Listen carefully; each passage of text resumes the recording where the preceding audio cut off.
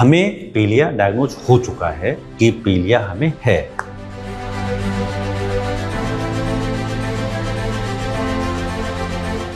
पीलिया अगर डायग्नोज हुआ है तो उसका इलाज क्या है। अगर हमारा गॉलब्लैडर स्टोन गॉलब्लैडर के अंदर है तो उसे हम बोलते हैं मिर्जी सिंड्रोम। तो इसमें हम सर्जरी करके पूरे गॉलब्लैडर को निकालते हैं। Gallbladder stone plus CBD stone plus पीलिया, अगर ये तीनों चीज़ें देखने को मिल रही हैं तो आइए देखते हैं इसको मैनेज कैसे करते हैं।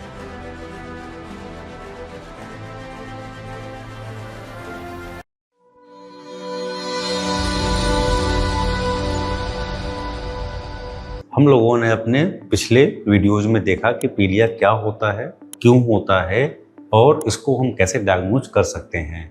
आइए अब हम इस वीडियो में देखते हैं कि पीलिया अगर डायग्नोज हुआ है तो उसका इलाज क्या है। नमस्कार, मैं doctor Ajay Yadav, director and head जायज सर्जरी मैक्स लखनऊ। हमें पीलिया डायग्नोज हो चुका है कि पीलिया हमें है। अब हमें ये देखना होता है कि इसका सर्जिकल या मेडिकल कॉज क्या है, उसके आधार पर ही हम आगे का ट्रीटमेंट डिसाइड करते हैं।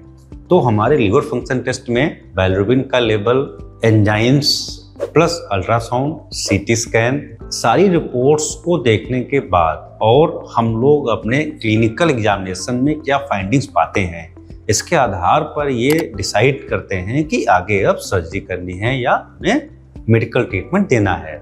अगर लीवर फंक्शन टेस्ट में हमारा डायरेक्ट बाइलिरुबिन रेज हो रहा है और बाकी हमारे obstructive enzymes like alkyne phosphatase और जीजीटी रेज हो रहे हैं और इनके साथ में हमारा क्लिनिकल एग्जामिनेशन और अल्ट्रासाउंड, सीटी स्कैन, एमआरसीपी में मिल रहा है कि ये सर्जिकल कॉज है, जैसे कि इसमें गॉलब्लैडर स्टोन, स्ट्रक्चर या फिर कैंसर, इसमें से कोई सा भी अगर मिल रहा है तो इसका इलाज सर्जिकली होगा। आइए अब हम देखते हैं कि अगर गॉलब्लैडर स्टोन के कारण हो रहा है तो उसमें क्या करना होता है। अगर हमारा गॉलब्लैडर स्टोन गॉलब्लैडर के अंदर है तो उसे हम बोलते हैं मिर्जी सिंड्रोम। तो इसमें हम सर्जरी करके पूरे गॉलब्लैडर को निकालते हैं और जो हमारे मेन पित्त की पाइप पर जहाँ पर इसका दबाव पड़ रहा होता है, हमें देखना होता है कि वहाँ पर पित्त की पाइप की दीवार कैसी है। अगर वो डैमेज है तो उसको रिपेयर करना होता है, अगर नहीं डैमेज है तो हम उसको ऐसे ही छोड़ देते हैं। अब अगर स्टोन गॉलब्लैडर से पास होकर पित्त की पाइप के अंदर आ गया है, उस केस में हम ईआरसीपी के द्वारा, जिसमें कि हम मुंह से एक छोटी सी पतली सी पाइप अंदर ले जाते हैं और आंतों में जाने के बाद पित्त की पाइप से स्टोन को बाहर निकाल लेते हैं। अब अगर स्टोन बहुत छोटा होता है तो ठीक है, अदरवाइज हमें कुछ टाइम के लिए उसके अंदर पित्त की पाइप में स्टेंट लगाना पड़ता है, जो कि हम 2-3 हफ्ते बाद फिर बाहर निकालते हैं। Gallbladder stone plus CBD stone plus पीलिया, अगर ये तीनों चीज़ें देखने को मिल रही हैं तो आइए देखते हैं इसको मैनेज कैसे करते हैं। तो ये हम 3 स्टेप में मैनेज करते हैं। पहले स्टेप में हम सीबीडी के स्टोन को क्लियर करते हैं। कैसे?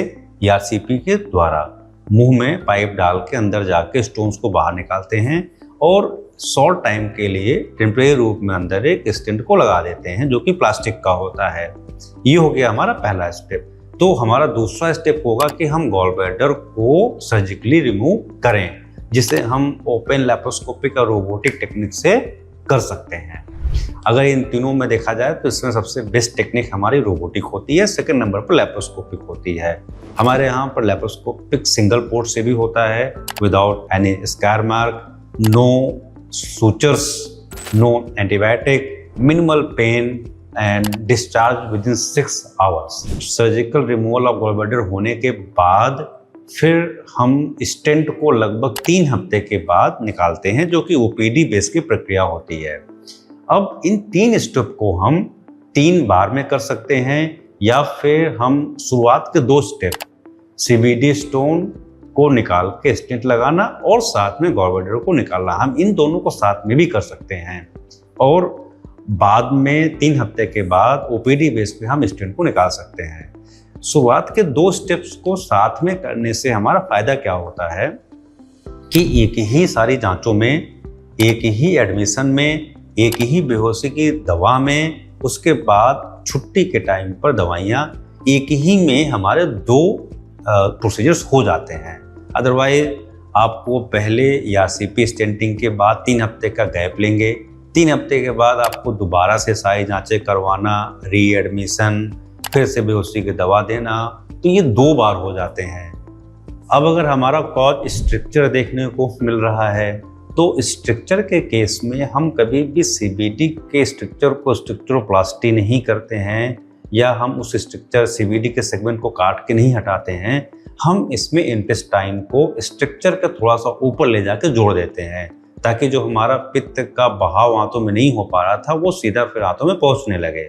अगर हमें अपनी जांचों में कहीं पर भी कोई कैंसर देखने को मिला है तो हम सबसे पहले ये डिसाइड करते हैं कि ये कैंसर कहाँ का है और कितना फैला हुआ है, ऑपरेबल है कि नहीं है।